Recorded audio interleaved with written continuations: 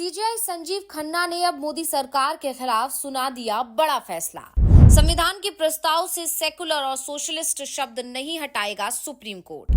BJP नेता की याचिका को सुप्रीम कोर्ट ने किया खारिज, जमकर सुनाया। बीजेपी के नेता संविधान में बदलाव का कर चुके हैं ऐलान। बीजेपी की तरफ से संविधान में बदलने की बात कही गई थी। लोकसभा चुनाव में पार्टी के उम्मीदवार प्रचार के दौरान ऐलान कर रहे थे कि 400 सीटें मिली तो संविधान को बदल दिया जाए, लेकिन जनता ने बीजेपी को सबक सिखा दिया। 400 सीट तो दूर, बहुमत से ही दूर धकेल दिया। अगर विपक्ष ने थोड़ा और ताकत लगाई होती तो इस समय केंद्र में इंडिया गठबंधन की सरकार बन सकती थी। लोकसभा चुनाव में विपक्ष की तरफ से संविधान बचाने की मुहिम शुरू कर दी गई थी। जनता को जागरूक किया गया था कि अगर बीजेपी सत्ता में आई तो संविधान बदल देगी। अगर एमपी, गुजरात, बिहार, ओडिशा जैसे राज्यों में बीजेपी और एनडीए के पक्ष में फैसला नहीं सुनाया होता तो इस समय बीजेपी विपक्ष में होती। लेकिन बीजेपी को जो करारे झटके लोकसभा चुनाव में लगे, उसके बाद संविधान में बदलाव की बातें कहना उनके नेताओं ने बंद कर दिया।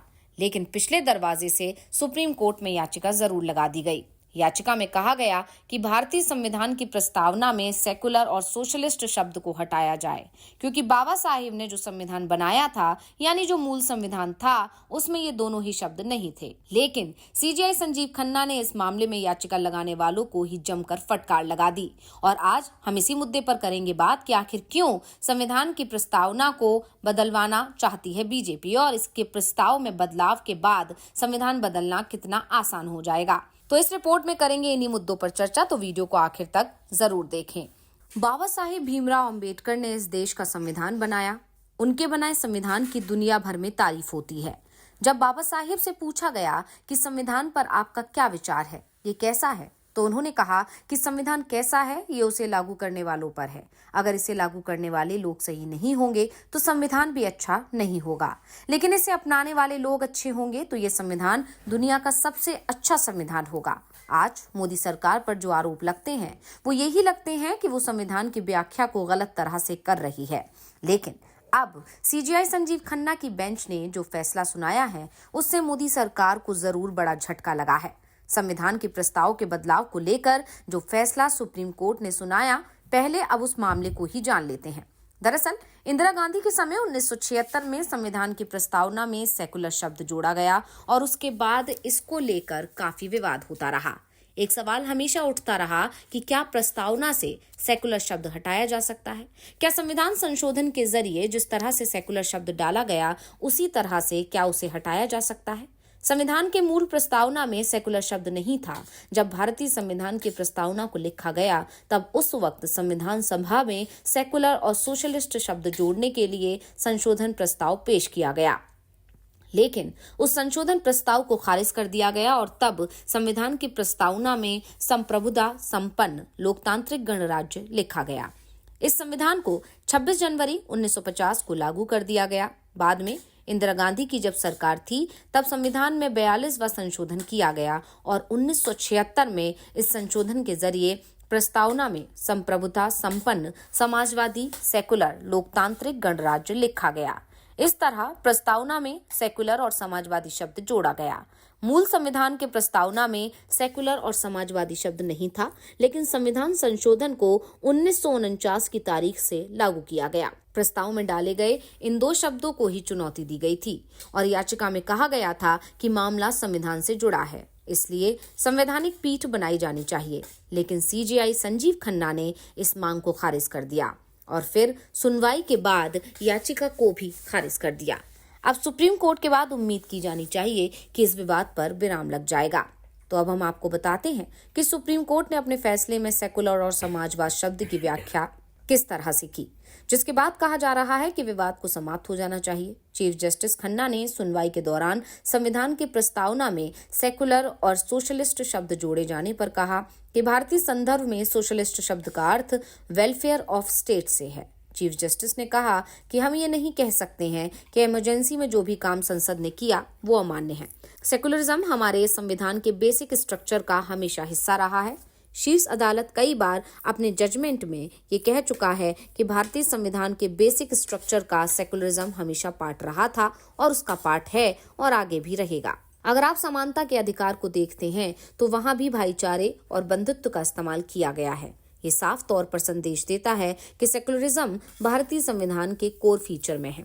सीजेआई ने जिस तरह से सेकुलर और सोशलिस्ट शब्दों की व्याख्या की है, उसे मोदी सरकार के लिए बड़ा झटका माना जा रहा है, क्योंकि बीजेपी के नेता लंबे समय से इन शब्दों को हटाने की मांग कर रहे थे।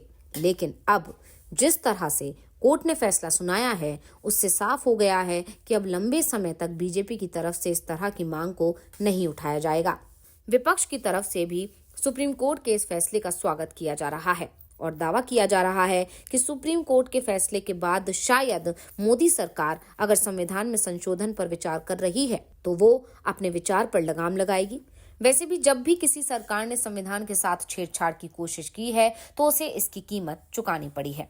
दरअसल बीजेपी के बारे में एक बात कही जाती है, जब भी उसे धारा के खिलाफ कोई काम करना होता है तो उसे वो अपनी दूसरी पंक्ति के नेताओं के बयान या कोर्ट में याचिका के माध्यम से टेस्ट करती है, और अगर हालात उसे अपने पक्ष में दिखाई देते हैं तो फिर शीर्ष नेतृत्व हरकत में आता है। नहीं तो दूसरी पंक्ति के जिस नेता ने कदम आगे बढ़ाया था उस पर ही पूरा दोष डालकर उसे कुछ समय के लिए किनारे कर दिया जाता है और बाद में वो फिर से बीजेपी की सक्रिय राजनीति में शामिल हो जाता है। और इस बार भी संविधान के प्रस्ताव को बदलने के मामले में बीजेपी की तरफ से वो ही रणनीति अपनाई गई। वैसे हम आपको ये भी बताएं कि संविधान के प्रस्ताव में बदलाव को लेकर क्या दलीलें दी गई थी। सुप्रीम कोर्ट में संविधान की प्रस्तावना में सेकुलर और सोशलिस्ट शब्द बाद में डाले जाने को चुनौती दी गई। चुनौती बीजेपी के पूर्व सांसद सुब्रमण्यम स्वामी ने अर्जी दाखिल करके दी थी। अपनी अर्जी में उन्होंने प्रस्तावना में संविधान संशोधन के जरिए जोड़े गए सेकुलर और समाजवाद शब्द को डिलीट करने की गुहार लगाई।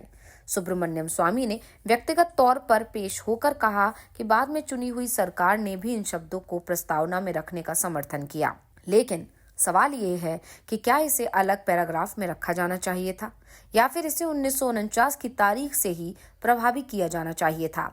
इसके अलावा एडवोकेट विष्णु शंकर जैन और दूसरे लोगों ने भी एक अर्जी दाखिल की। जैन ने दलील दी कि 1976 में संविधान संशोधन के जरिए ये शब्द प्रस्तावना में डाला गया था, लेकिन इससे पहले लोगों की राय नहीं ली गई थी। ये बदलाव इमरजेंसी के दौरान हुआ था और देखा जाए तो एक विशेष विचारधारा को लोगों पर थोपा गया था। एक बार जब प्रस्तावना इसे बनने के बाद की तारीख से लागू हुआ है तो उसमें बाद में संशोधन कर उसी तारीख से कैसे लागू किया जा सकता है। इस मामले को लार्जर बेंच को भेजना चाहिए। याचिकाकर्ता वकील अश्विनी उपाध्याय की दलील थी कि वो सोशलिस्ट, सेकुलर और इंटीग्रिटी शब्द के खिलाफ नहीं है, इसे संविधान में रखने के भी खिलाफ नहीं है, लेकिन इसे प्रस्तावना में 1976 में डाले जाने के वो पूरी तरह खिलाफ हैं। इसे 1976 में इंदिरा गांधी के कार्यकाल में डाला गया और उसे 26 नवंबर 1949 के प्रभावी कर दिया गया, लेकिन सुप्रीम कोर्ट ने सभी दलीलों को खारिज कर दिया और साफ कह दिया कि सेकुलरिज्म हमारे संविधान के बेसिक स्ट्रक्चर का हमेशा हिस्सा रहा है। तो ये रिपोर्ट आपको कैसी लगी, हमें कमेंट करके अपनी राय जरूर दीजिएगा। इसी के साथ वीडियो को लाइक करें, वीडियो को शेयर करें और चैनल को सब्सक्राइब करना ना भूलें।